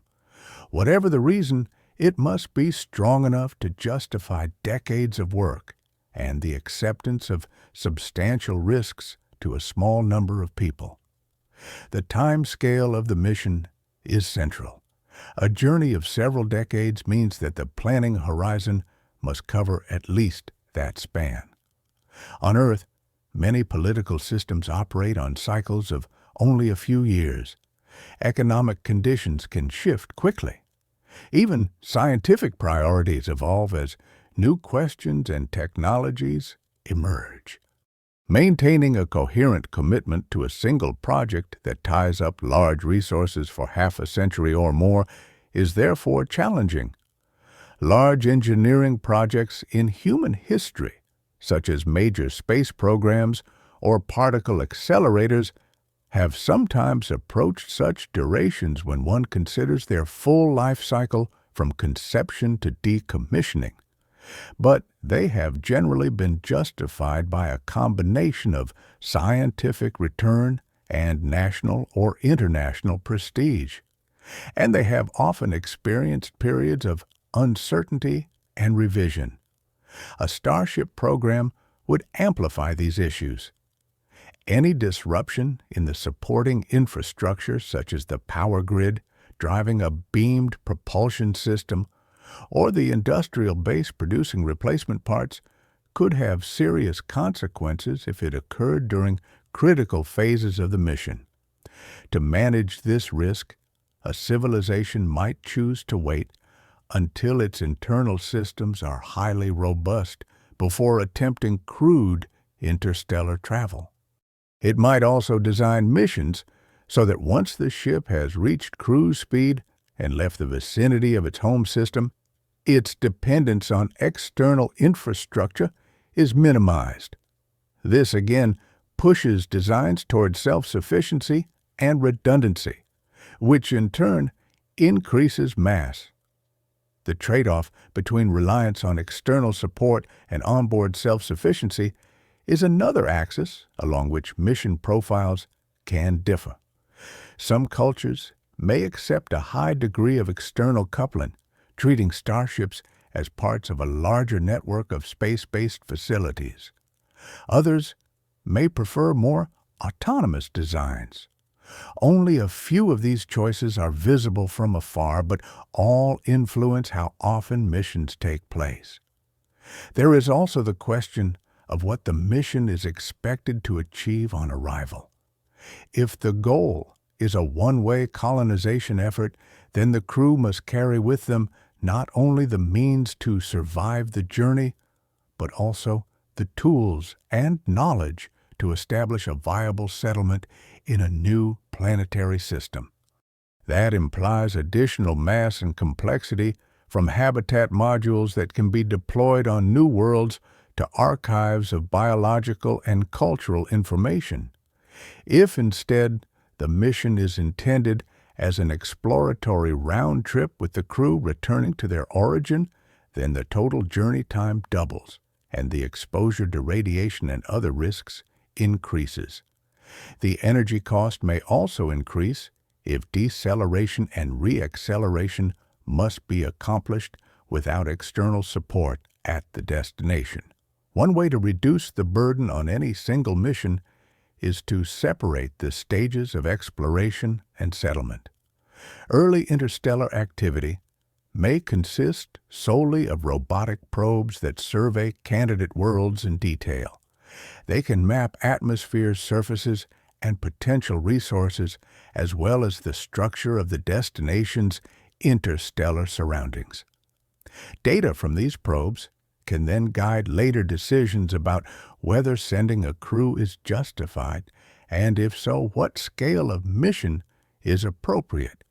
In many scenarios, however, the robotic probes themselves might be considered sufficient. If a civilization places a high value on information but a lower value on physical presence, it may find that the scientific and exploratory gains from uncrewed missions meet most of its needs. The marginal benefit of adding a crew at the cost of greatly increased risk and complexity may be judged too small. In that case, crewed interstellar travel remains technically possible, but socially disfavored. Over galactic timescales, such preferences matter. If most societies that reach advanced technology arrive at a similar conclusion, guided by similar trade-offs, then the number of crewed starships launched in a typical region of the galaxy at any given time may be very small, even if robotic probes are common. Robotic devices, particularly those that can replicate or repair themselves using local resources, do not face the same biological and psychological constraints.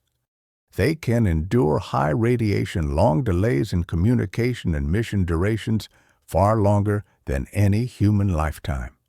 They can also be relaunched more easily after failures. From the standpoint of the Fermi paradox, this distinction is important. A galaxy filled with self-replicating probes might still be difficult to detect if those probes are small, operate quietly, and favor close-range observations over large-scale engineering. In contrast, a galaxy with many crewed missions that build large permanent habitats around distant stars would likely be easier to see. The relative scarcity of obvious megastructures or other large anomalies in current astronomical surveys suggests that if advanced civilizations exist, they may lean toward subtle, low-signature strategies rather than grand constructions. Economic arguments contribute further.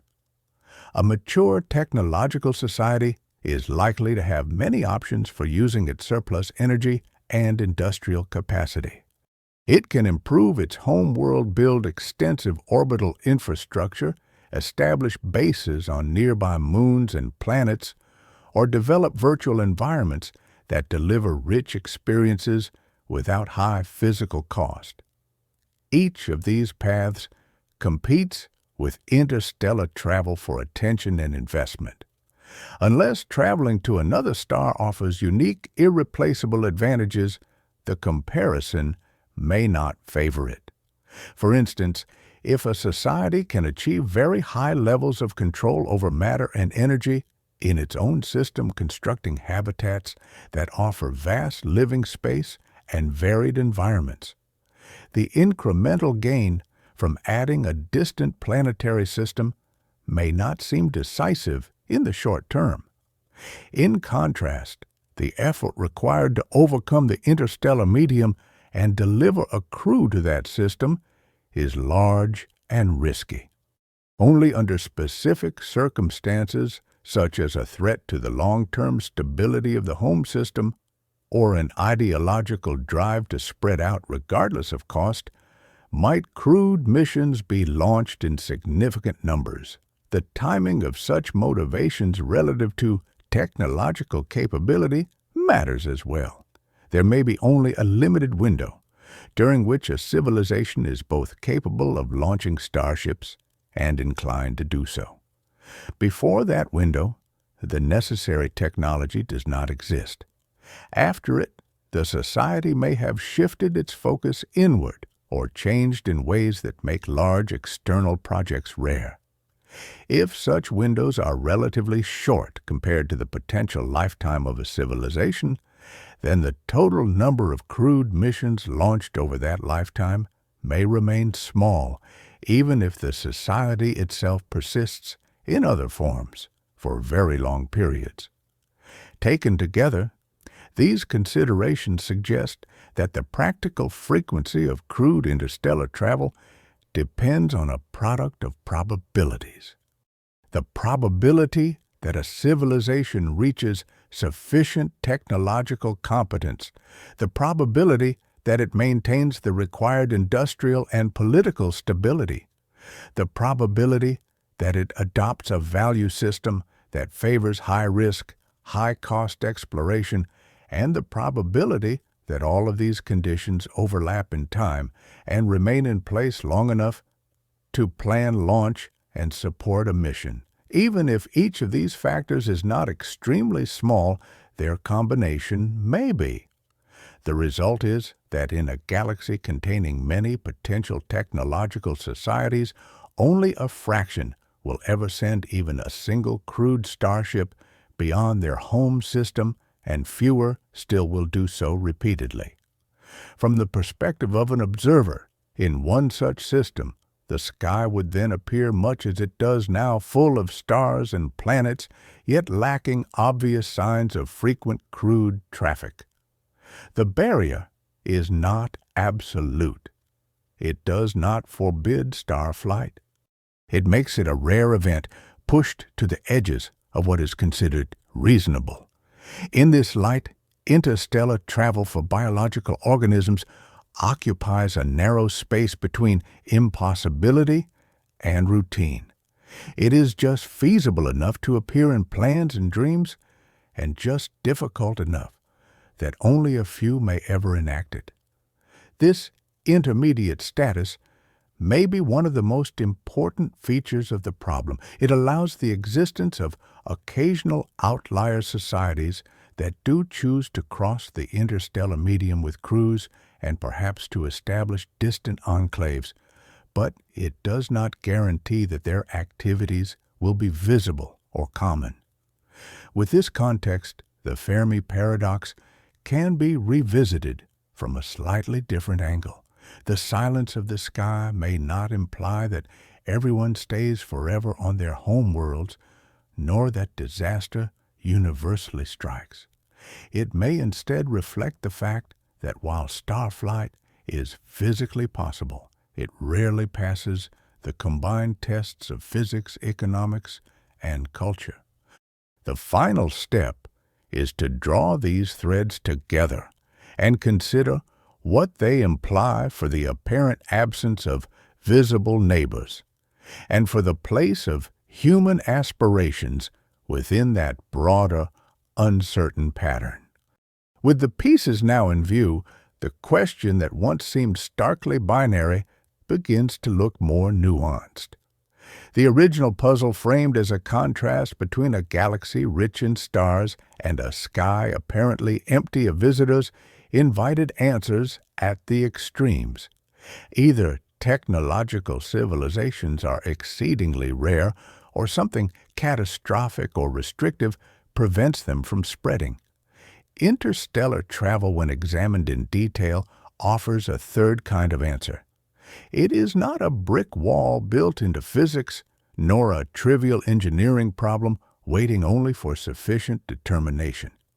It is a task that lies in a narrow band of feasibility, where success demands careful navigation among many constraints.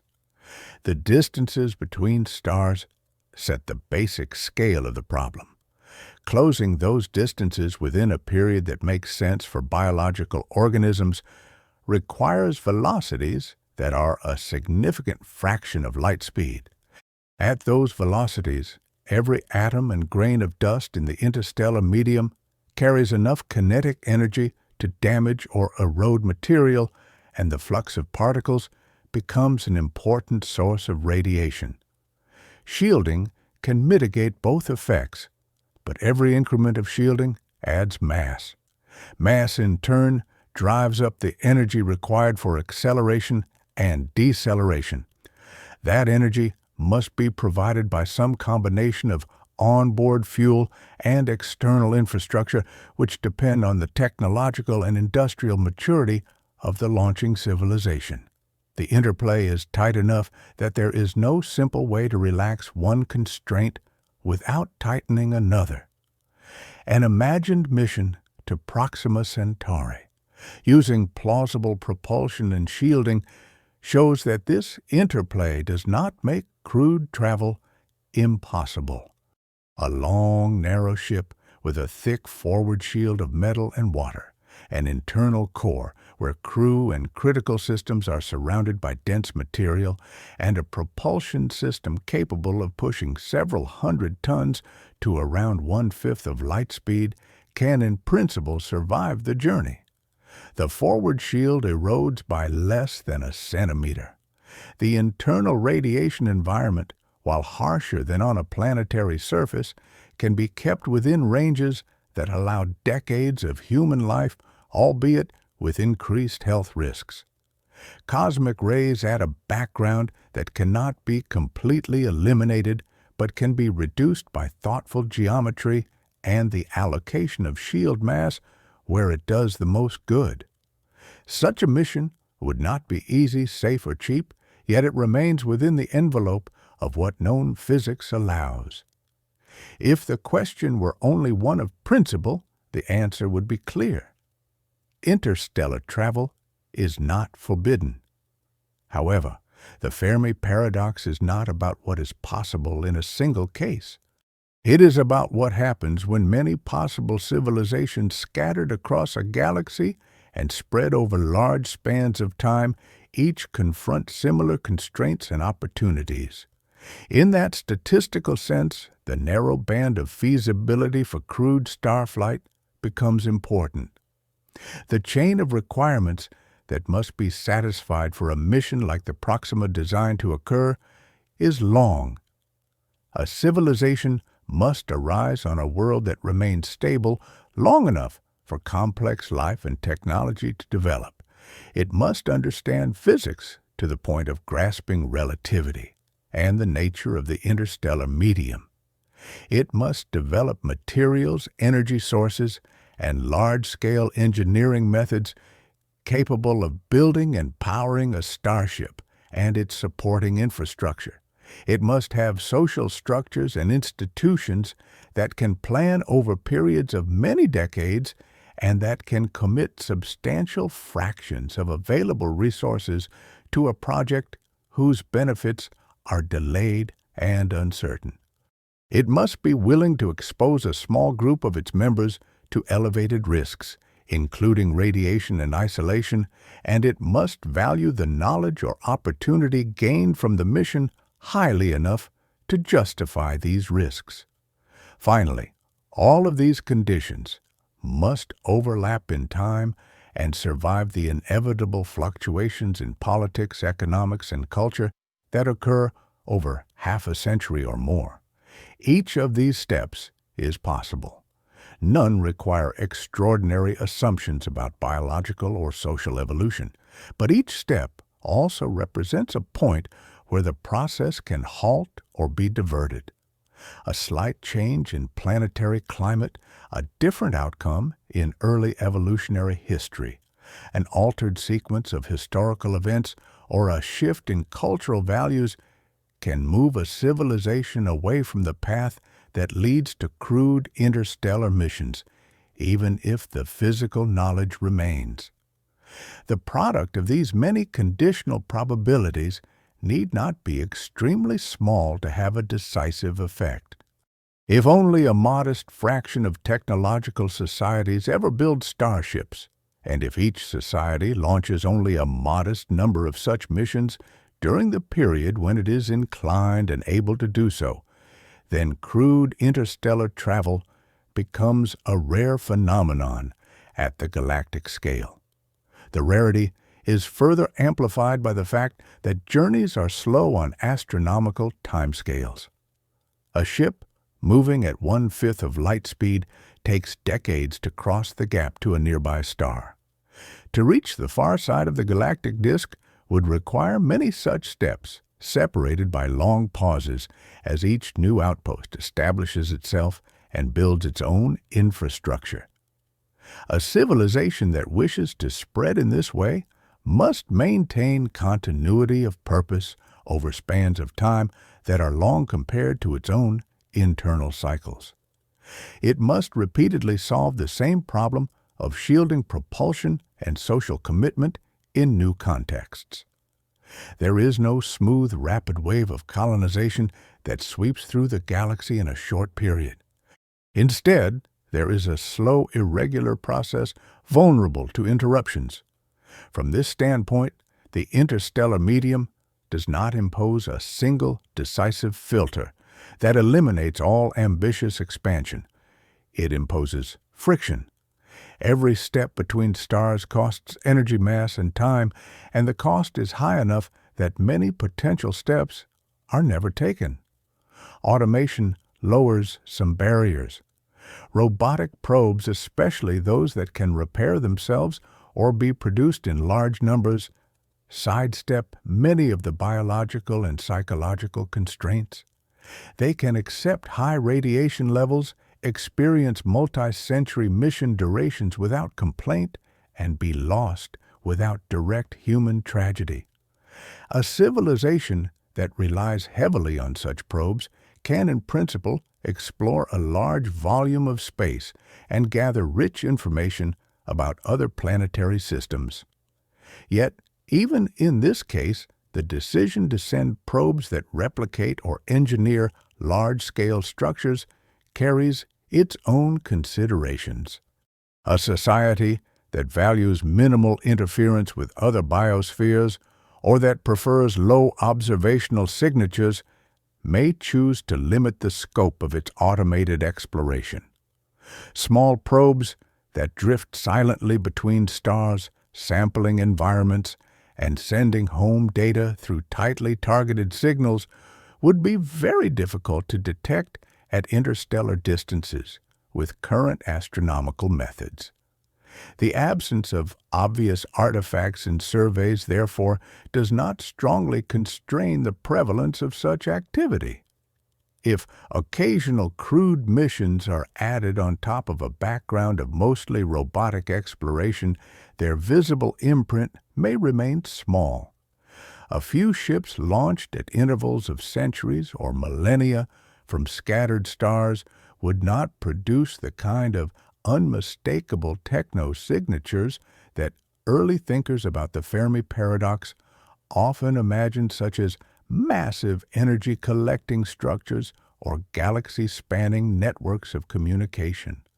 Even if a small number of outposts are established, they may remain modest in scale, tailored to local conditions and designed to blend into the energy budgets of ordinary stars. From the vantage point of a young technological civilization near the edge of a spiral arm, the net effect would be a sky that appears quiet, even if a thin thread of rare journeys and subtle probes is woven through the galactic disk. This picture does not exclude more dramatic possibilities. There could be rare societies that, through some combination of exceptional stability, technological advantage, and cultural inclination, undertake large-scale projects that leave conspicuous marks. It remains possible that future observations will reveal structures or signals that clearly indicate such activity. But the absence of such discoveries so far, despite significant improvements in observational capability, makes it reasonable to consider that the most common response to the challenge of interstellar travel is a cautious one. In that common case, the medium between stars with its low densities and high energies does not forbid motion. It simply taxes it heavily. Under those terms, staying at home, in the sense of focusing on local systems and near space, becomes a rational and widely chosen strategy, rather than a failure of imagination. For humanity, this perspective carries a mixed implication. On the one hand, the door to the stars is not closed by physics. With enough time development and deliberate planning, a crewed mission to a nearby star remains within reach. On the other hand, the analysis suggests that such missions will never be easy, common, or routine. They will remain at the edge of what is practical, and they will compete against many other ways of using energy and ingenuity closer to home. Whether humans eventually join the small fraction of civilizations that send living beings across interstellar space will depend as much on cultural choices as on advances in propulsion and materials.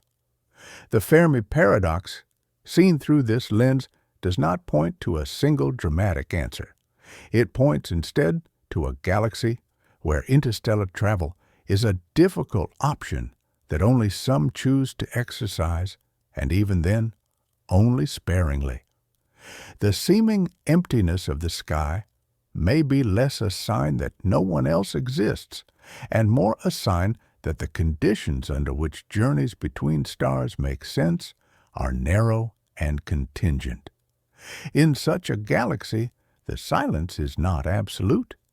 It is just deep enough that any voices are rare, distant, and easy to miss.